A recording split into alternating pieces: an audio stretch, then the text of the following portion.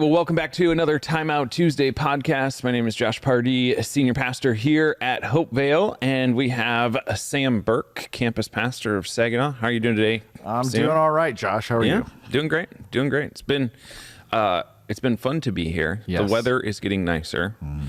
When we came last year, all of the trees and everything had already bloomed, all the flowers and stuff. So it's fun to be here right now because it's a very short window where, you have all these beautiful pink and purple and white trees and plants and flowers and whatnot starting to come up. So it's been really It's awesome. great until they all start falling off the trees into your lawn, and then you got to figure that out. Yeah. But That's what children are for. Yeah, right. Go pick that.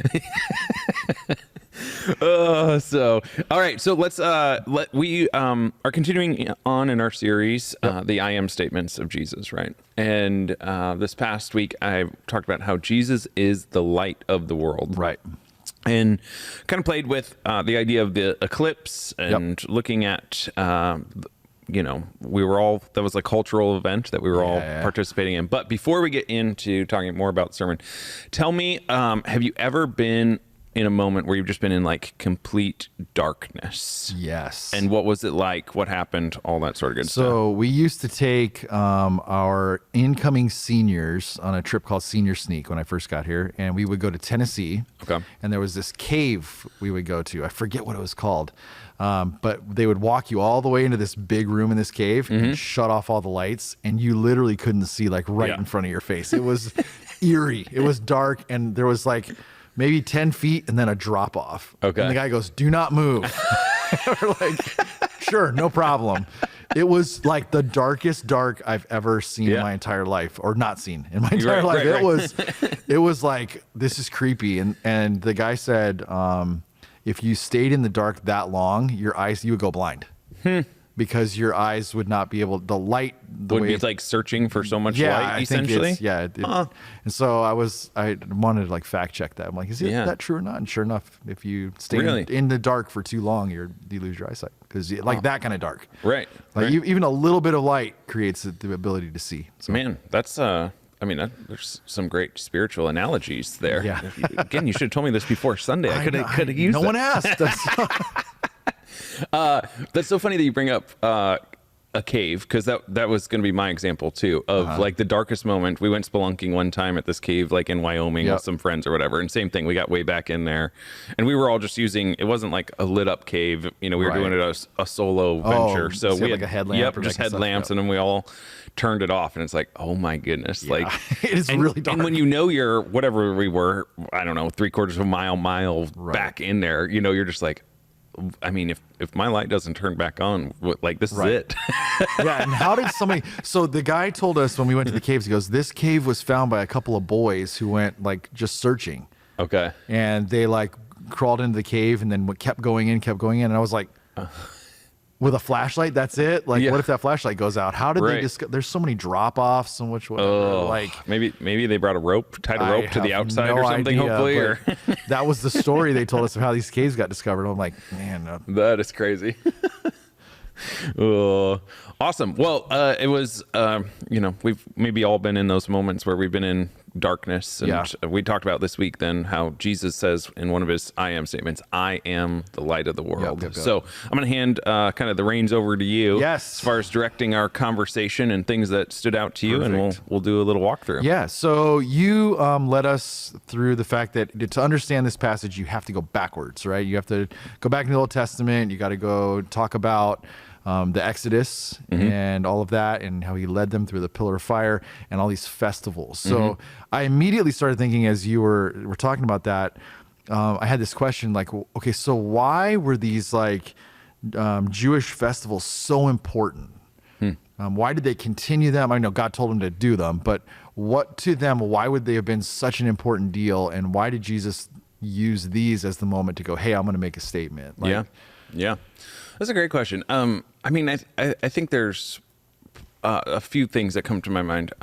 First is this reality of being a follower of God is this embodied practice. Yep. And we live in the 21st century.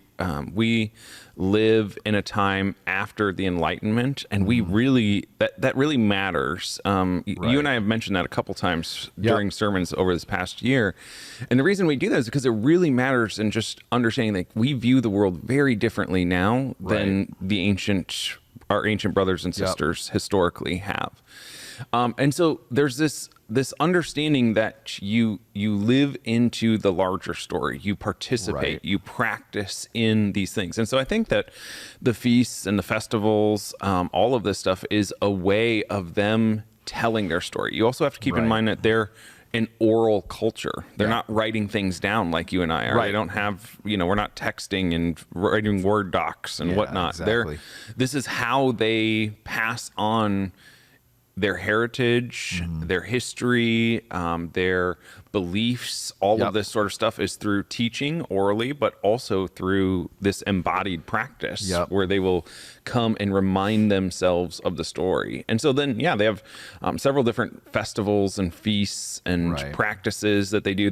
You see this in how they enter into the temple, like there's different customs that they participate in, right? And different things they're doing throughout the year. All of this is a way of them remembering their story and continuing to live into it themselves and tell the future generations about that story.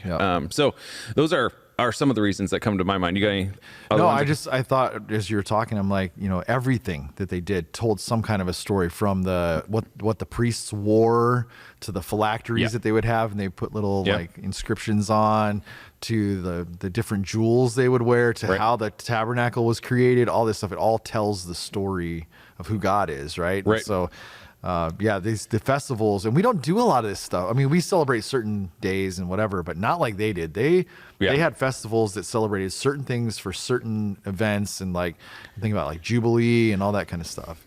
And again, we just lived 2,000 years later, but historically the church has practiced some of these things. You have a liturgical calendar that the church uses to remind ourselves of what season we're in, right? So this past year as a church, we did Advent, which is this awaiting for a king to come, right? And so if you go follow the church calendar, there is a way to incorporate some of these things that we've kind of moved away from, but we'll probably move into those in the future, even as a church, of referencing them. But I did not grow up with learning about the Feast of Booths or the Feast of Tabernacles or Succoth is the other name that it's called. I'm like, how many names does this festival have? Like, and it's just funny because I didn't grow up with them either, and I didn't grow up in a liturgical church calendar either. And so, my background is very, evangelical based. So same. there's not a lot of those kind of things. And so when my mind got more broadened to like, hey, this is the Jewish festivals, this is how they would have looked at this is the church calendar, this is the different like rhythms of the church here, it was like, oh, there's something beautiful about that I think sometimes we can miss if we just kind of blanket don't do them. And let me touch on that for a second. Not only do we miss, but we live in this world right now where my entire identity is up to me to create it. Right. It's up to me to make choices about everything of where I go to school, or what clothes I wear, or car I drive, or phone I have, or who I hang out with. Like all of these in our world we view as shaping our identity. And I think we're starting to get to a point where we're getting exhausted by actually all of this freedom and options. And we're looking for a better story. We're looking for something to actually shape us and form us. And so I think there is a sense in which, we used to have, maybe churches used to live into this idea of, there were different creeds, you would say, and different practices. And it became, there were rituals, but they eventually became a little empty because it just became this repetitive, redundant thing. So we kind of stepped away from that, especially in our circle, right, in the evangelical circle. And that was really good. That brought a lot of really good things. But I think we're at this cultural moment where we're kind of even longing for a little bit of like, okay, but I can't create all of this. I need to lean on some of this. The pendulum swung all the way the other direction. Now it's like, we need to come back a little bit closer to the center. Yeah. And so that's where all this stuff is super helpful and fascinating, and has just been really profound even in my own spiritual journey. I know of leaning into some of this stuff. It's like, oh, I can repeat these words that followers of God have been saying for thousands of years in some cases, and that's enough. Like, it might mean something deeper than what it may have rotely done over the years. It's this whole idea of like this independent, like, I create my own identity thing, and think my rugged individualism is the way it should be. But what it's turning into is just this isolationism, where it's like, what I thought was going to be great in creating my identity is further isolating me away from the people that I'm supposed to be identifying with. Right. So, I love that. It's a great way of saying that. Another thing I wrote down and wanted to ask about was, why is it, I'll ask the third question first. Why do people seem to want to live into their darkness, or just kind of be okay and be comfortable in that, rather than step into light? We talked about light exposes darkness. And so I just asked, we were at our staff meeting, I just asked that to the staff, and we had great conversation about that. But it's like, it seems like people can be very comfortable and just going, I think I'm just going to stay in, or keep in darkness, hide it, mask, whatever, versus, hey, I'm just going to let the light expose this. Why do you feel like people are like that? Why do we do that? You know? Well, I would want to start the conversation with saying, well, I'm like that. Yeah, not people. Why do we do that? You know? Yeah, we all do that.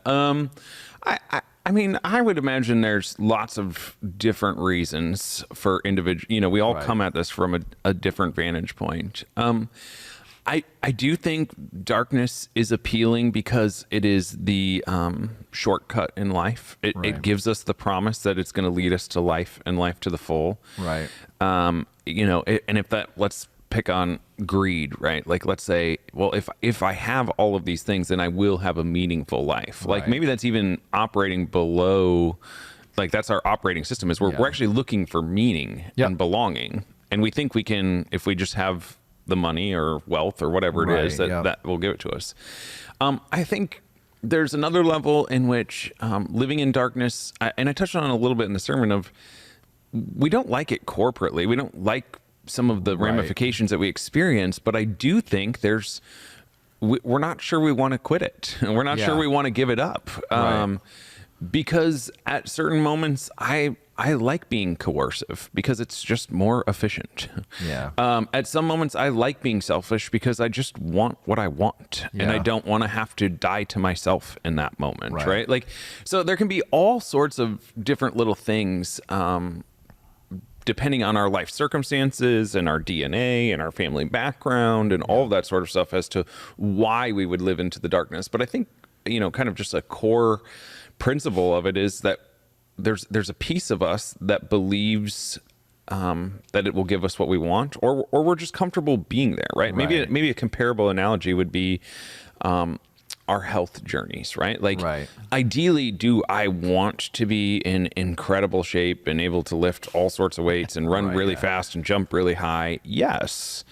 Practically, I would rather sit down and watch a show and eat a bag of chips. Right? Like, there's consequences to, and not in a bad way, but just like, if you're going to live into that, then you actually have to live in that. So I think sometimes we paint this picture of, well, yeah, ideally that's who I would be, but I'm just going to kind of settle here, right? So, and I wonder too how much of it, just with journeying with people, knowing my own story, is a fear of the pain of, you know, what that initial disclosure of light. You know, we were talking about this as staff, and just the shock, I called it the shock wave of when that light first hits. Like, I walked out of the service yesterday, I think it was the first service at the very end, and it's a little darker. You walk out and it was bright, and the whole morning hadn't been bright except for that. And I walked out and I was like, I couldn't see barely. And it's that initial shock wave of what happens when the light hits. And I wonder sometimes if there's a fear of, okay, I know this is darkness in my life. Yep. And I know I need to let the light expose it. But what'll happen if I do? Right. And what am I afraid of? And so maybe the fear causes us to go, I don't know. Yeah. Although we know on the other side of that shockwave is freedom. Right. But that fear keeps us in line in some way. I mean, yeah. I wonder if that's a little bit of it too. No, I think that's really, and that's why at one point I said, you can trust Jesus with your darkness, right? Like, because I think that's when we're working on the darkness in our life, like that's the crux of it. Do I actually believe he's going to lead me to life and life to the full? I was talking to, after one of the services, one of our dear sisterly saints at the church, right? And she was saying, the word that I kept hearing as you were talking about stepping into light is healing. Like there's healing available. The question is are you going to step in and receive it? Right. Yeah. And I think, that's just a great way of stating that, right? And it's the same way of when we are sick, or we have some sort of wound or whatever. There may be this reality where for the first few minutes for the doctor to work on it, it's going to be painful. Or, if I have cancer, it's going to require a surgery and a removal, and it's going to require cutting me open, and all of this sort of stuff. And we understand that the long-term benefits is that you've eradicated cancer, and this stuff is going to kill you if you do not get rid of it, right? Yeah. And the same is true when it comes to our spiritual lives. Like, if you're going to hold on to these different malformations, these different sins, these things that are against the way of the kingdom of God, eventually it's going to come around to bite you. It's going to lead you to death. You know? And I thought of like even quenching the spirit and that hardening process that takes place. And it's like, I thought of an analogy of cancer. Like some people know there's something wrong, but the fear of the diagnosis may be keeping them from going to get it. Sure. And then what ends up happening is all of a sudden denial.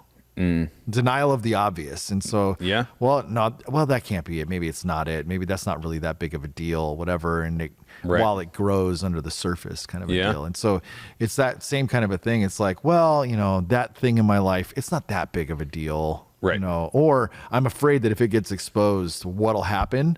And so maybe I can minimize it, downplay it, deny it. Right. While all underneath the surface, it's just killing you, Yeah. Or, I think another temptation in that, I totally agree with all those, is, everyone else does it anyways. Yeah. That's right. And that's part of the reality too is, everyone gives into this temptation, or everyone cheats on this, or everyone lies about that, or everyone, and it's like, but if we're called into marvelous light, if we're called to be, as Peter will say, this royal priesthood, this chosen nation, this people that are living as if God really reigns and rules here and now, then we give up on all that stuff. That stuff is not going to get us. It's not the vehicle to get us to where we want to be. Yeah, absolutely.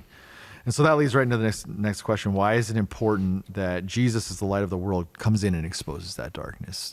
Because what does that offer us as followers of Jesus then? Yeah. I think a few things. There's salvation, right? Like at the first part of that, it's responding to Jesus for the first time and saying yes to him. Yep. There's salvation in a sense beyond just a one-time decision, but really a daily decision. Yep. Where you are being rescued and delivered, right? Like this is the story of Exodus that we're going to keep going to throughout this series. I'm going to do it again on Sunday because we're going to be talking about the bread of life. So, it's just constantly like this idea of reminding yourselves that you can step into salvation. That yes, historically, one time God saved the people out of Egypt and led them across the Red Sea, right? But also, that's a daily choice that you can receive salvation, that you can live into. So I think those are a couple things. How did you word the question exactly? There was one other thing I was going to say. Why is it important? Jesus is the light of the world, that he exposes that darkness in our life. And what does that lead us towards? So though I guess what I was thinking of is like, if I have darkness in my life and I know it, and I'm saying, okay, Jesus, I want to step into your light and expose that.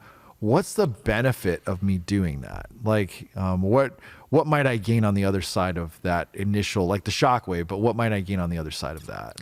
Yeah, I think,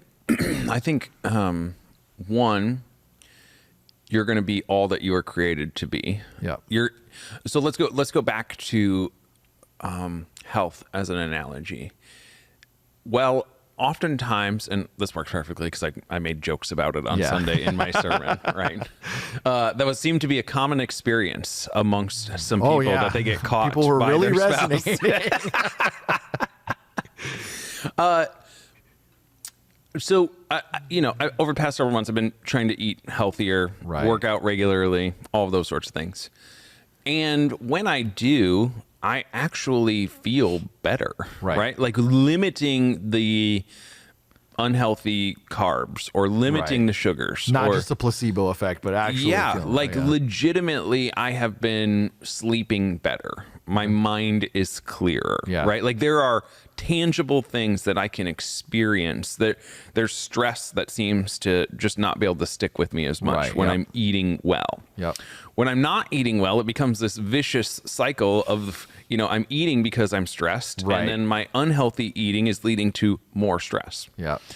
So I say that to say, I think it's a comparable analogy when we think about our spiritual lives too, of the reason you step into light is because it's going to lead you to fullness. And so, if we're going to, we can do that with our health, but if we're going to we already used greed as an example, like greed is this belief that there isn't enough, that I need more, that I must accumulate, that I need to, and we put positive things on it of like, well, I'm going to be able to provide for my kids and my grandkids. But the problem is it just never stops, right? It's like, well, I got to provide for the 75th generation from me now or whatever it is, and so moving to a place of where you can come to God for daily bread, where you can come, and turn from greed or whatever the issue is, right? Whether it's addiction or lying or cheating or, manipulation, any of those things, like actually enables you to participate in the way of love. And actually enables you to come as you fully are. Those other things don't let you come as you fully are. They actually start to dictate the way you get to enter into every situation. Right? So if greed is the thing, what's operating beneath the surface of every one of yours and my interaction is I'm trying to figure out how to withhold and to gain. Or a transaction. It becomes transactional, right?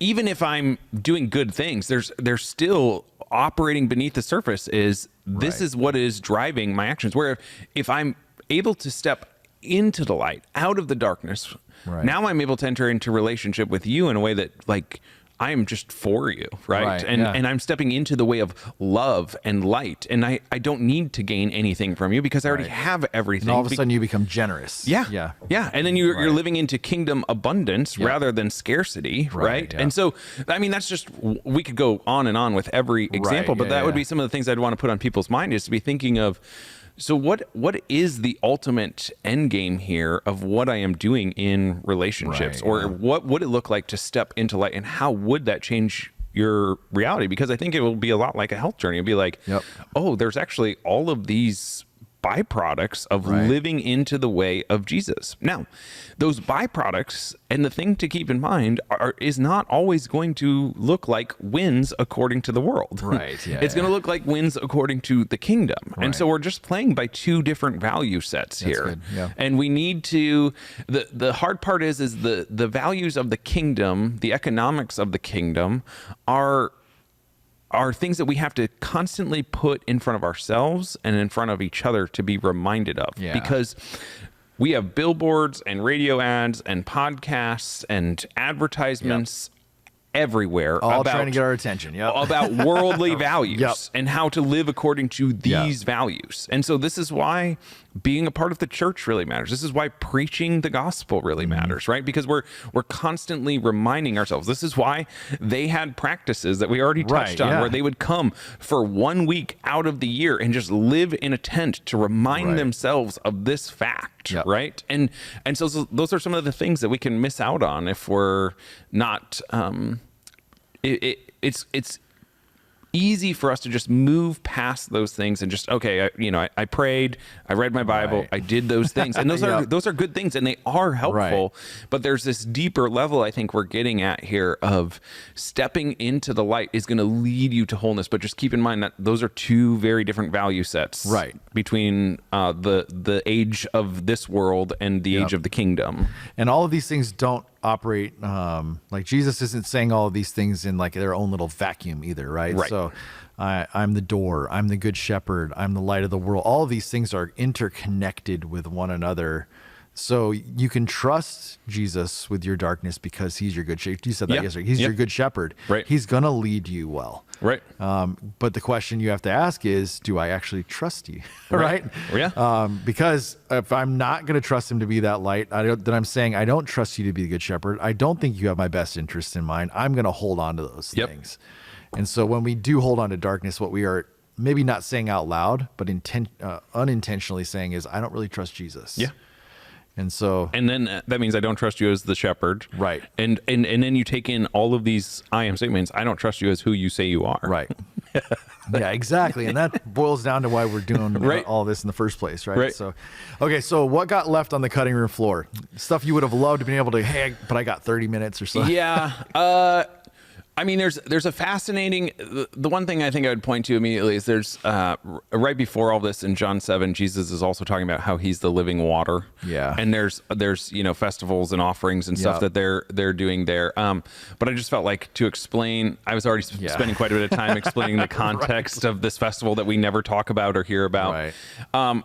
But it's just, you go back and you read those chapters and you just see he's got the entire system is just really concerned and frustrated and making accusations against him and how dare you and how can you say that like this is just, as John is writing, like you just keep seeing these interactions that Jesus is having with the current structure of the world. Right. And then what's fascinating to me is that when you get to the end of John, which we spent looking at during our Easter season, you see that his world and this world just aren't compatible. They don't mix. Yeah. And I think it's one of the cases that John is building throughout his gospel is just showing, again, we can take these statements of Jesus and just think, oh, like they're nice truisms. They're nice little pithy things to say.